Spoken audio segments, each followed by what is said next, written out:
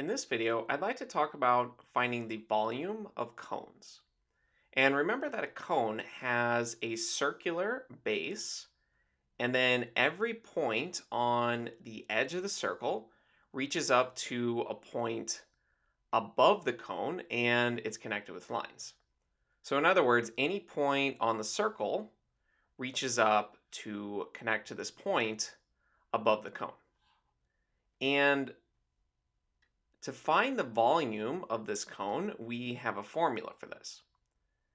And this formula is a little bit difficult to understand. We'll have to build up a little bit of knowledge before we can actually understand and derive the formula. But for now, we just want to focus on using it. So the volume V of this cone is the area of the base of the cone, this circular base, we'll find its area, multiplied by the height of the cone, and everything will be divided by 3. Now remember that the area of the base, since this is always going to be a circle in a cone, this area can be found using the formula for the area of a circle. And we know that is just pi multiplied by the radius squared. And if we call the radius r, let me draw that in, this distance from the center of the base to its edge, we can call that r. And we can call the height h. We will multiply pi r squared by h and then divide everything by 3. So sometimes you just see this as 1/3 pi r squared times h. And when we study pyramids, what we'll see is that it actually has a very similar formula. So if I draw on a sketch of a pyramid, specifically a square pyramid, what we'll see in a later video is that the volume of this is very similar to the volume of the cone. In fact, it's the same formula as this right here. It's the area of the base of the pyramid multiplied by the height and then divided by 3, where for this pyramid, the height, that's the distance from the top point to the base, and that will be at a right angle. So that's the height there. And let's say that the area of the base, we can call that A. So the volume of this pyramid is A multiplied by h, the height, and divided by 3, which, like I mentioned, is the same basic formula for the volume of the cone. It's just that the volume of the cone has a different formula for the area of the base. Whereas if this is a square, this might be x, and so this would be x.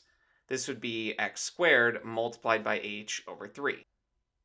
So it's a little bit different just because of the actual base, but it's the same basic structure. We are multiplying the area of the base by the height and then dividing it by 3. And you can see that pyramids and cones are very similar.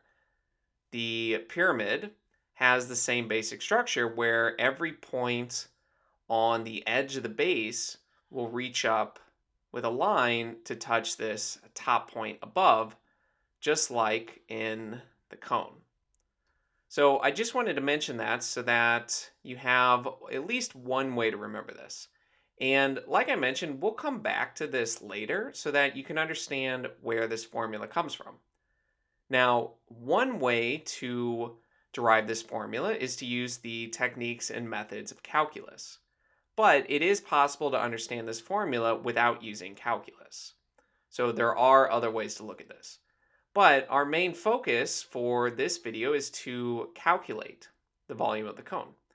So let's do that. We just need to figure out the radius and the height and then plug them into our formula.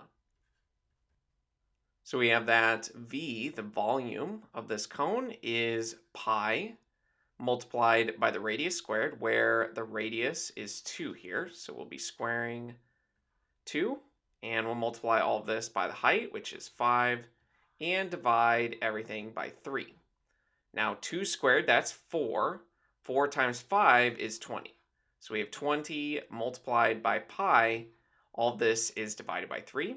And we'll leave pi as it is, since we can leave it as an exact answer. If we plug in 3.14 for pi, we will actually be rounding it, and that will give us an approximate answer. So if we want the exact answer, we need to leave this symbol for pi. And since we weren't told the specific units of this, we can just say that we have cubic units. So the volume of this cone here is 20 thirds pi cubic units.